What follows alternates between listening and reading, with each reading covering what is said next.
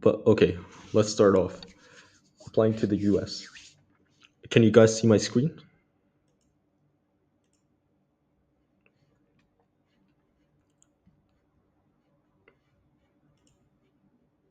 Hold on, entire screen. Can you see my screen now?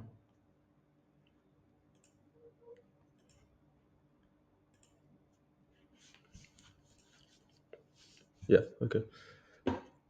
Perfect.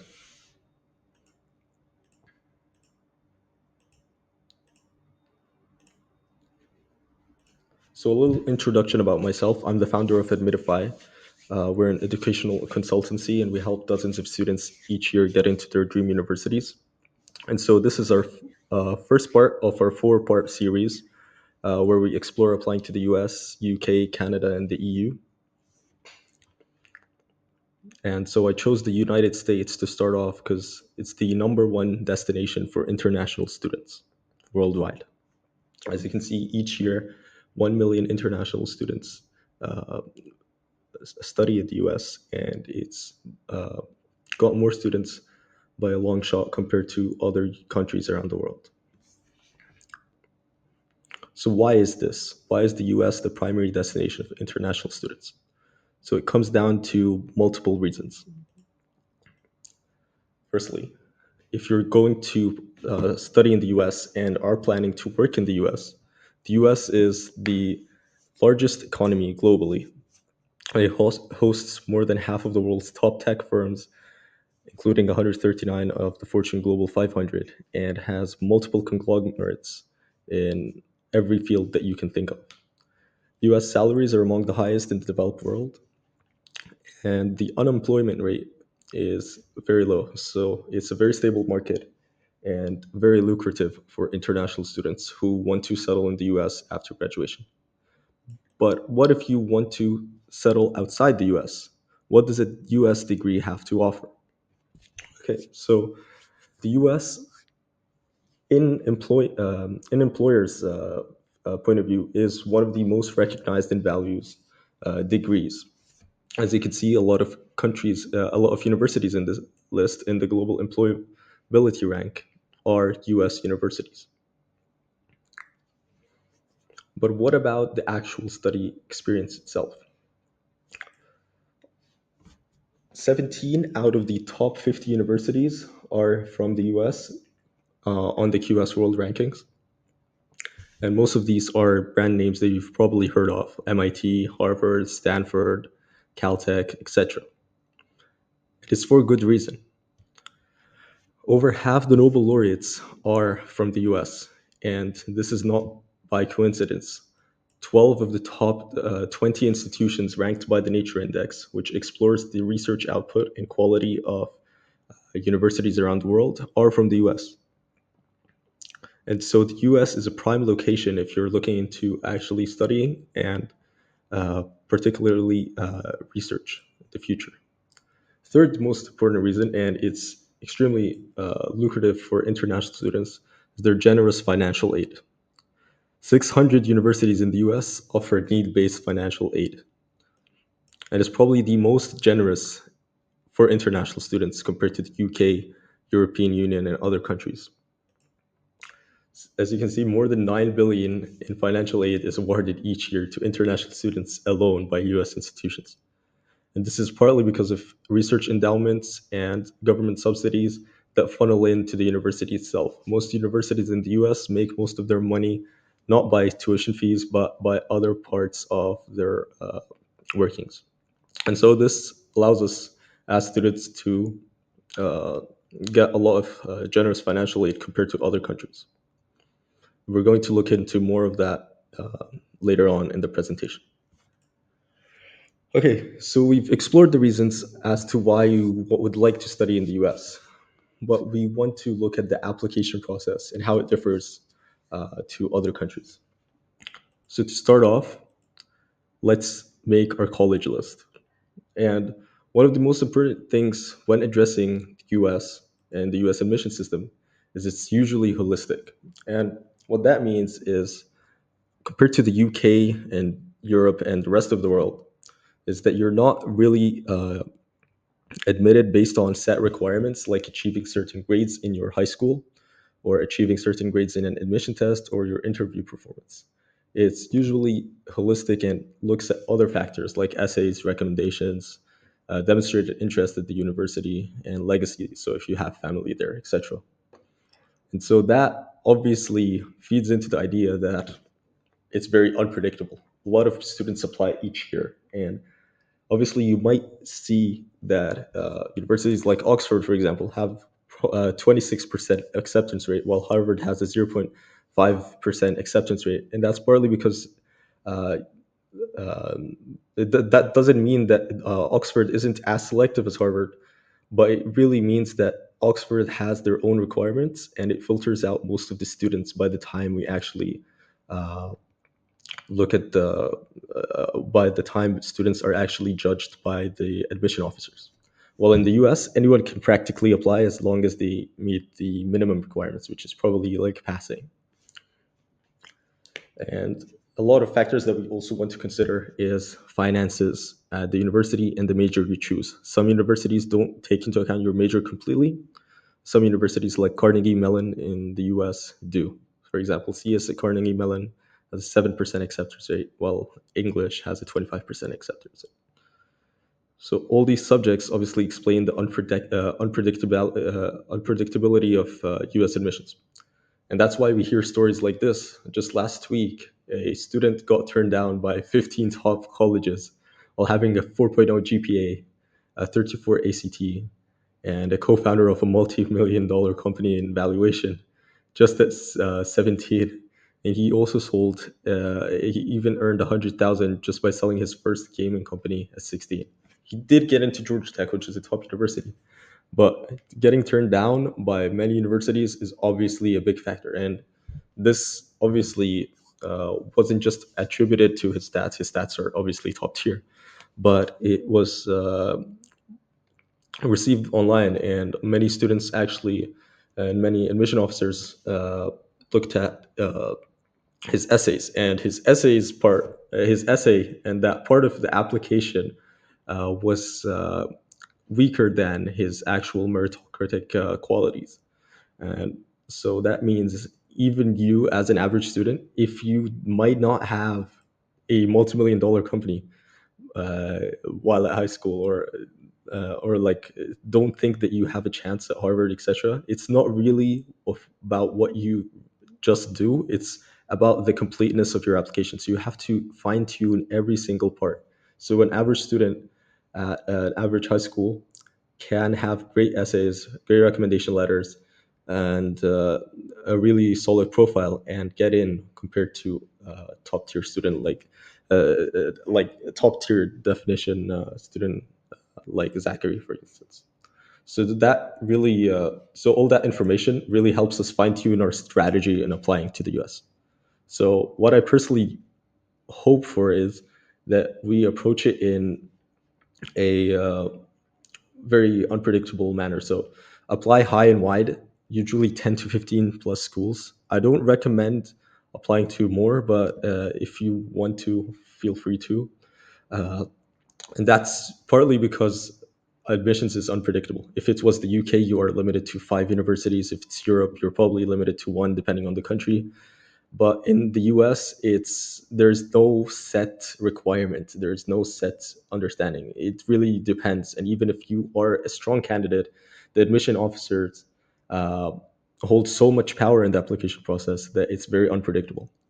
So what I recommend is allocating 1 to 2 dream schools, which you have a very low chance of getting into. Usually, uh, if your stats fall way below the 25 percentile of admitted applicants. And obviously, this information will be found on our website, admitify.org, if you would like to look at documents by Harvard, etc. They're all available. And then you have reach schools, which you are at the bottom 25% of applicants. It's a good shot. You have a good shot of getting in, but it's not that great compared to other applicants. Then you have target schools, schools where you're in the middle 50% of admitted students. So usually that's a great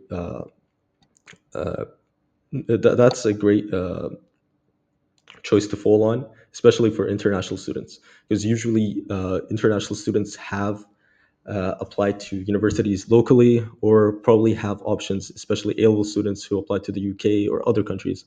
So if you have applied to countries where there are set requirements like the UK, etc., I don't think there is a point of having any safeties in the US unless you're really dead set on going to the US. But if you're a US citizen, etc., yeah, include a few safeties in there because college applications are very unpredictable these days. It's become more competitive each year. Okay, so here's our strategy. Create a big list of 10 to 20 schools, research thoroughly to see if they match your goals. I have a document that I will just show in a second, discussing all the factors that you have to consider. And lastly, the most important part is finances. Know your estimated family contribution to the university. And this is obviously your parents' job to look at the finances and tax returns and calculate how much they can afford to pay in college. And this will all have to be sent to this will all have to be accounted for when applying to universities. So you probably want to choose cheaper universities compared to more expensive ones, or look into universities with financial aid. And all of that really affects your chances and affects your college list. So here is our template. It's available on our website to download. So if you go to www.admitify.org, in our blog section, we have the Applying to US guide. And all of the documents are here available to be downloaded for free.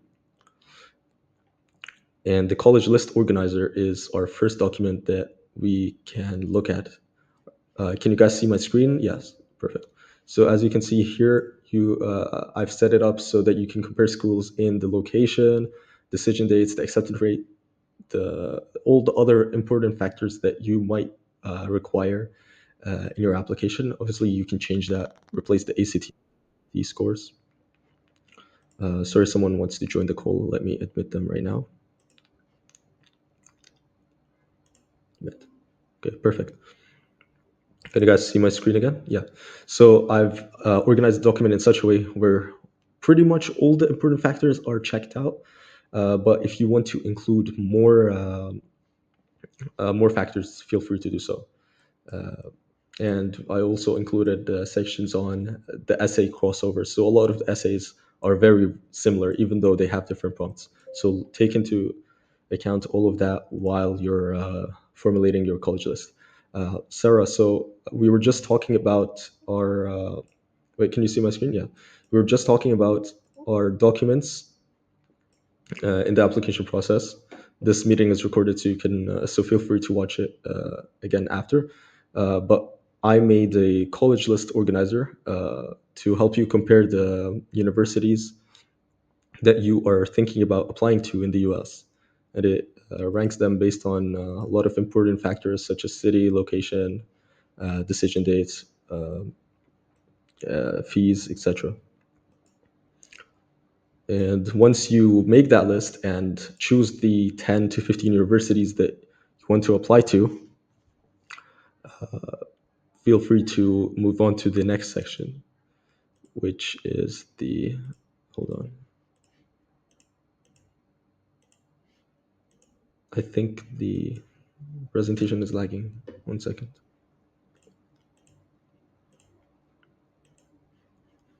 Okay.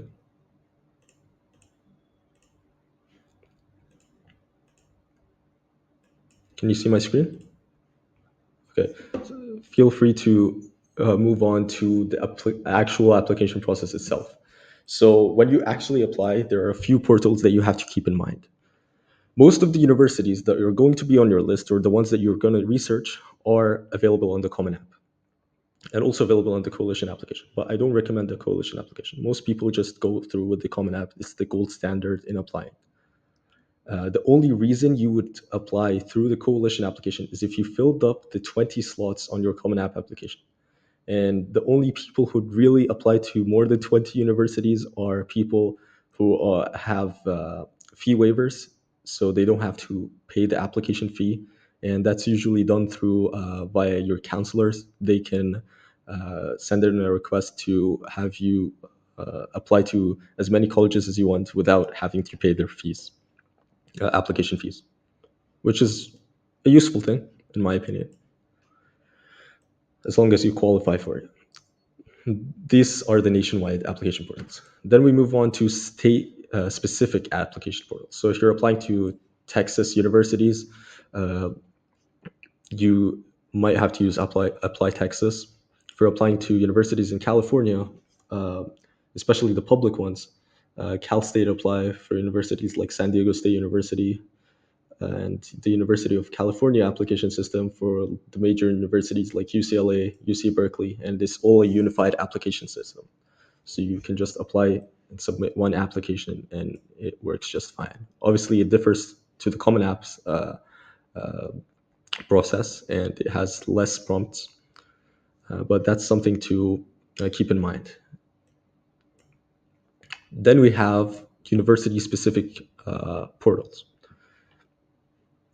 So MIT, for example, has their own portal. Georgetown also has their own portal, but I don't think there is a reason for Georgetown to have their own portal, except they just want to be special like that.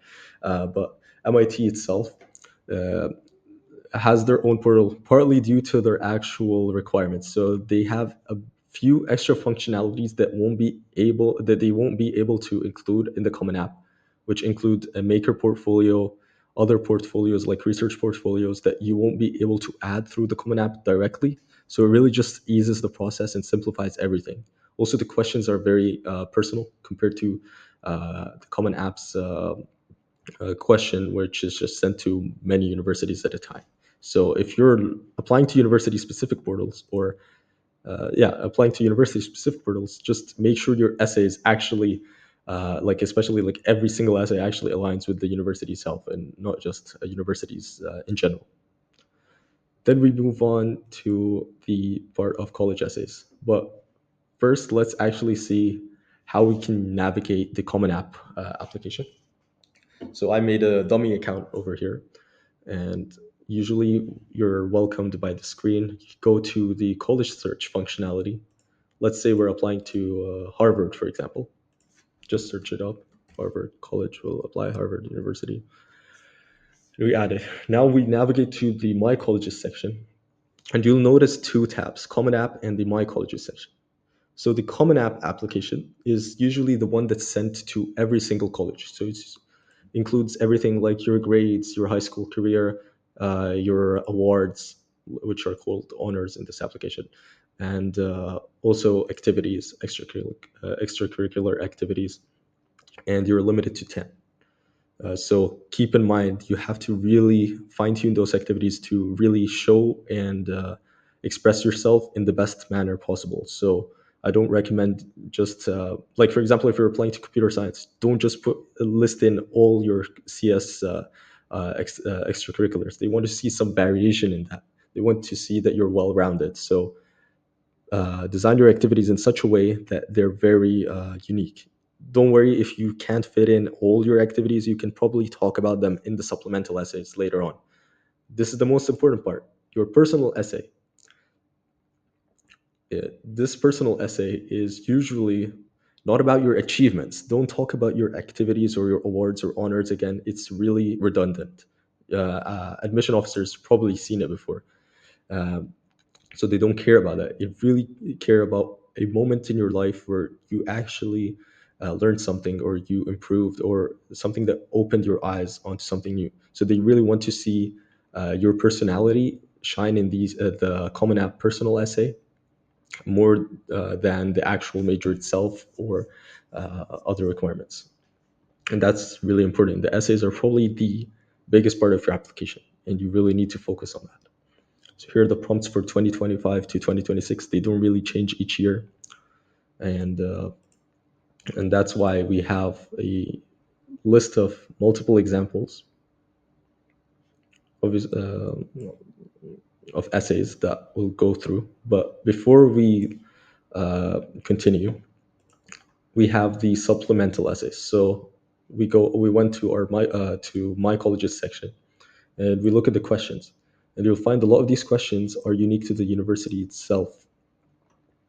So they want you to answer uh, questions that are supplemental to your application. Usually, why you want to study at the university, and some quirky questions. Each university has their own thing to really explore your personality and explore your interests and even subject capacity in universities like Caltech.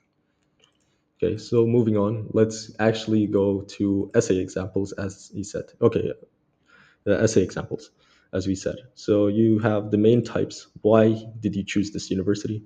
Why did you choose this major?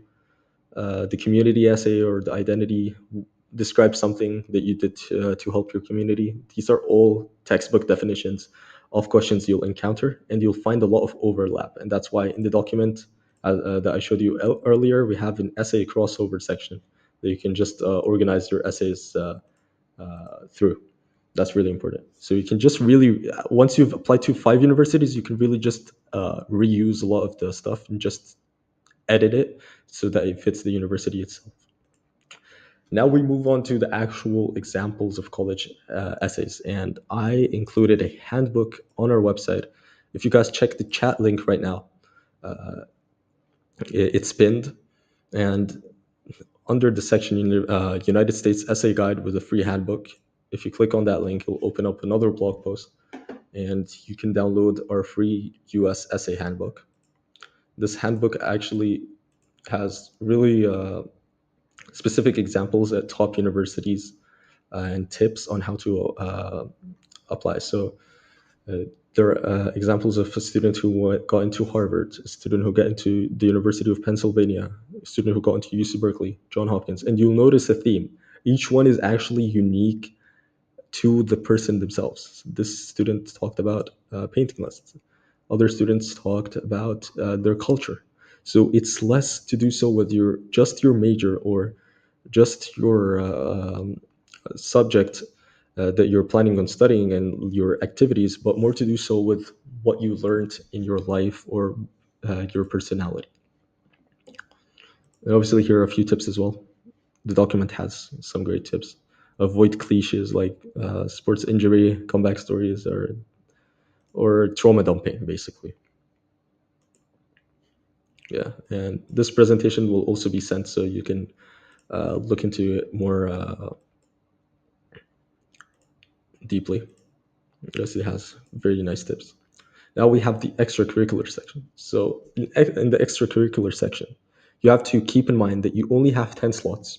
And each of these 10 slots really is very limited by what you can actually say in them. So you have to use um, to literally use the maximum possible output through the words given. So you have 100 characters, for instance, that you're limited to by the name of the organization. That really doesn't matter unless you actually want to specify. For example, you ran a student club, so name that organization, uh, Economic Student Club, and just add in more information. But really, the most important one is describing this activity, include what you accomplished, any recognition you received. Don't answer it in full sentences. That will just waste your word count, your character count. Answer it in such a way where it's very concise and uses very uh, subtle words that directly highlight what you want to express. And you can just put it in bullet points. A format that I'd use is just use a list and separate it with semicolons. That's particularly what we use. Second, we also made a template for you guys as well to include and to use to rank your actual extracurriculars. And it's also on the website, extracurricular activity organizer. And just a brief look into it, it organizes them in multiple ways. Obviously, these are the things that you should probably have if you want to appear full rounded in your application.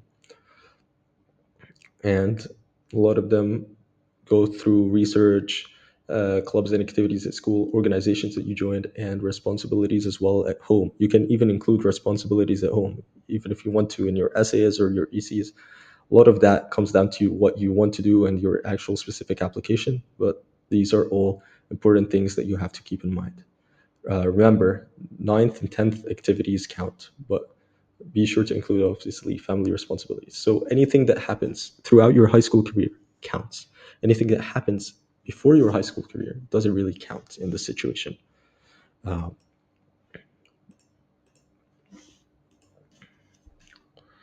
let's move on to the next slide. The most important thing after you've done your application is to look out for the deadlines. Every university has their own specific deadline, but mainly all the universities in the US follow this format, except a few universities. So you have so first, let's start off. If you haven't prepared already, prepare for the SAT over the summer, and make sure you have great amount of extracurriculars or a solid amount of extracurriculars. If you don't have any, try and improve your extracurricular profile in any way, shape, or form at the last year or two before your college applications. Obviously, it's very difficult to do so because you're limited to time, but even that can help at specific situations. We had a student at NYU who didn't have many extracurriculars, especially in the A level system where most students don't have the sense of that aren't really like told to do or participate in extracurriculars like in the US. And we had a situation where he didn't have many extracurriculars, but until the last year, and in that 1 year, he really made up for it, and he got into the New York University at Stern.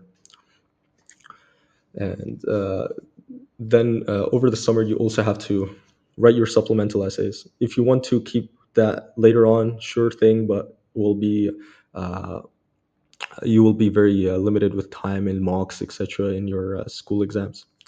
And watch scholarship deadlines. Many scholarships, especially merit scholarships, are due by December. So if you haven't done so already, look out for scholarships. I'll leave a list as well, a document as well on their blog post on scholarships. And also uh, keep the financial aid documents ready. You can fill out the CSS profile as soon as applications start in September or August. Okay, now we move on to a few terms that you will get familiar with as you apply to US universities. We have early decision. So, early decision and early action. These two are quite different. You have to know the difference between them. Early decision is a binding application. So, if you do get accepted, you must attend that school and withdraw all other applications in the US. You are allowed to obviously keep your other applications elsewhere, but the deadline is usually November 1st, and decisions are released around mid December. So, this is basically an early way to get your acceptance. And it's usually when you made up your mind on that specific school. Not many schools have early decision, but the ones that do, you usually have to think deeply about it because once you get the acceptance, you can't really back out of it. But you can kind of, I'm going to tell you how, but usually it's because of financial reasons or the financial aid package that you received or visa situations. And that's the only sort of way where you can actually leave the binding agreement. Early action is different. It is non-binding. That's the plus. It still allows you to apply early, but it is non-binding. Uh, but keep in mind, not a lot of not a lot of schools, especially top ones, have early action in such a way where it's not restricted. It's actually quite restricted at some universities. So you have schools like Harvard, Yale, Stanford, and Princeton. They have single choice early action or specific types of early action where you are limited to apply, where you aren't limited to apply to public universities, but you are limited to apply to other private universities. But you obviously aren't limited to universities abroad, but you are limited to public universities in the US only, other than them. So once you get the acceptance, you have the ability to reject or accept the offer. Obviously, the yield rate of early decision is extremely high, while early action is lower. If you don't want to apply early, you obviously have the choice of applying just like the regular and the majority of students, regular applicants and majority of students. It's usually the deadline is usually around January 1st to 15th. There is no binding, so you don't have to go whatsoever. And decisions are released quite late, so typically March to early April. So if you want more time to finalize your application, take the SAT one more time if you didn't get the score you wanted, or get higher predicted grades. Make sure to obviously apply within this deadline. Now you have. Now we're going to look at scholarships and financial aid. I know a lot of students here, especially international students, are quite interested in this. And basically, as an international student, you will apply through something called the CSS profile. It's just an online application where your parents are supposed to apply on your behalf and put their income, assets, and the availability of funds. And that all funnels down to your expected family contribution. Basically, it's the calculated amount you are expected to pay. Usually, it's the 50% of the student income, 20% of the assets, but it really depends on your situation, so it doesn't matter. If you are in a country that doesn't have tax forms, usually salary certificates, vehicle registrations, and all those documents are also required to assess your financial situation. Don't worry, they obviously calculate your package, and there is leeway to negotiate after you receive your package. So let's say, for instance, you got into Cornell. They are giving you only a 20% scholarship, but you think you deserve more.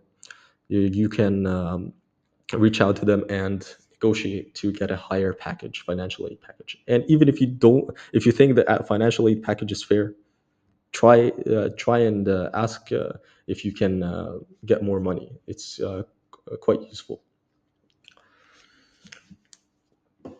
And this is all need-based financial aid, so it depends on your financial situation. So if you're earning more than a certain amount per year, you aren't allowed to have need-based financial aid, and you're very limited with your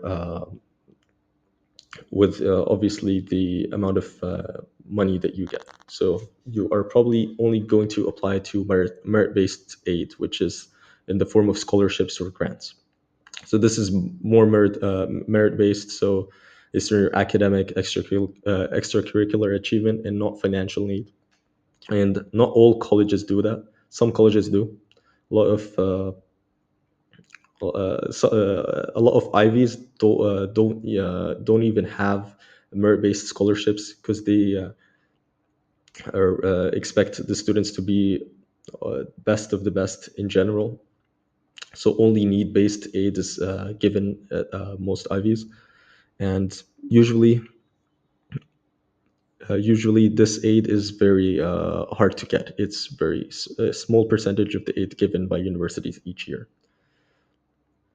Usually, if you are looking to get a scholarship, I wouldn't recommend the top universities if you are a great student. But as an international student, our chances of getting scholarships or grants are lower. So there are universities that will give you better aids, like Arizona State University and a few other universities that I will give a list of in our document in just a second. And these actually are some of the best universities to give financial aid to give scholarships to a student. And the strategy here is to obviously apply to as many scholarships as possible, even external scholarships. You can have scholarships in your own home country where you work in the where you study in the U.S. and come back to work. So you have to look out for those scholarships as well. So here's our document. I will just go back and show you where you can get it again. It's in the website, U.S. universities that give financial aid to international students. And I organized it in such a way where you can literally see all the data of like over like hundreds of universities all combined in a list. And here are statistics of past admitted packages to international students and also citizens of the United States.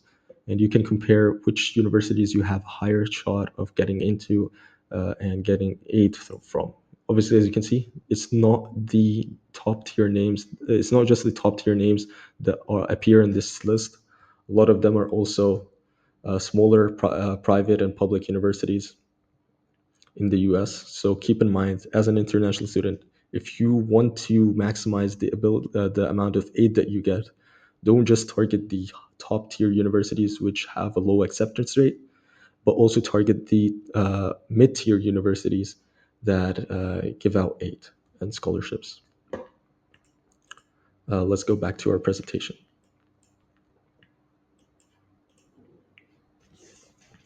Now, obviously, I've sent out the invite link to multiple students of different curricula, but I think mainly a lot of the students here are taking A levels or IB, AP test scores. And usually, if you take these curriculums, you're in luck. These are regarded as the most rigorous course load in the Common App and the other application systems by every single university. So this is a positive to the admission officers. So this means that you usually, if you take any of the A levels, IB, or AP exams, you usually get course credit at university. The course credit availability and evaluation depends on the university itself. Some universities are very um, good with giving course credit, and you could probably skip a semester or two if you take the proper courses. Some universities don't even give any course credit at all, like Harvard. Um, but usually, even if you don't get credit, these curricula prepare you well for the school process. They're very um, they're very tailored to first year college courses or introductory courses, so they do prepare you well to those to what you're going to expect at university. Now, second thing, uh, how are IB and A levels grades assessed by universities? Obviously, each university is different, but I managed to get my hands on a special document that isn't available to many people. It came from a lawsuit against Harvard on how they actually determine GPA and the grades of international students and students who take and also students in the US. And what we found is extremely important information, and you can obviously explore that it's included in the website. Well, if you take A levels, usually A stars are put on a 4.3 scale, and A's are put on a 4.0. That's an A level curriculum. And there are actual requirements. For instance, if you have an A level score, you're given double the weight of AS and GCSE scores in GPA calculations. And one of the most important things is a lot of students are scared about their internal grades. Internal grades, even if available, should not never be used in the calculation of GPA. So if, for example, you have a bad score in your school exams, but in your actual A levels you achieved a higher score, it doesn't really matter. They just look at your actual A level results, the external ones by the examination board that you take. So this is a really nice insight that a lot of universities don't share with their applicants. So you can probably guess where you stand on the academic side of things.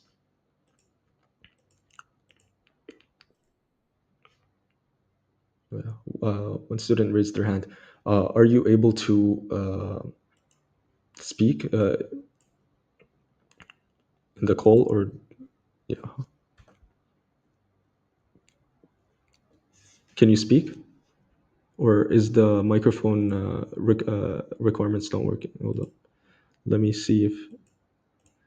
Oh, okay, so someone asked, this is only the A2 score or AS and A2 both?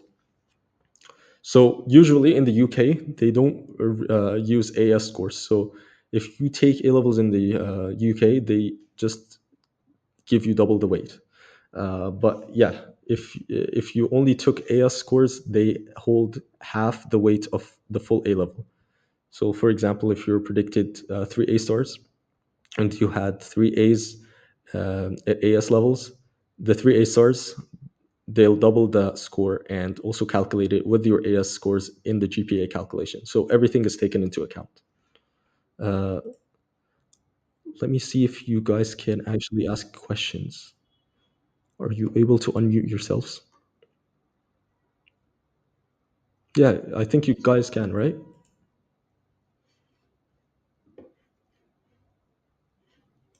Okay. Uh, yeah, so now we move on to admission tests. So there are two major admission tests for US universities. You have the SAT and the ACT. Most students are like, which one should I choose for US universities?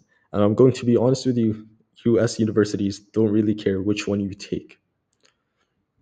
Both of them are seen as the same by admission officers, and it really comes down to personal preference. A lot of students do well on the SAT, don't really do well on the ACT, and I really usually recommend students actually take a practice test from the official SAT website. So you have Blue Book in the case of SAT, and the ACT website also has practice tests that you can use in timed conditions. Now, the format that you can take the SAT and the ACT on differs. The SAT used to have a paper based only format, but then they introduced the digital format, which is adaptive. And so it really differs. Every everyone takes it at an actual exam center, but the actual exam itself is done through a computer, through a laptop. You get perks like a graphic calculator on the screen, and the test is pretty short. It consists of a math section and the reading and writing section. So if you're just good at math and reading and writing, I really recommend taking the SAT. Just do practice tests though to see which one you do best at. The ACT, on the other hand, has more sections to it, and they're shorter sections, but in overall, they are it is a longer test. Uh, and it is available in both paper or digital format. A lot of students don't like the digital format side of things. They think it causes them a headache, etc. So probably would want to test the ACT if take the SAT if you ACT if you are that type of student. There is an optional essay.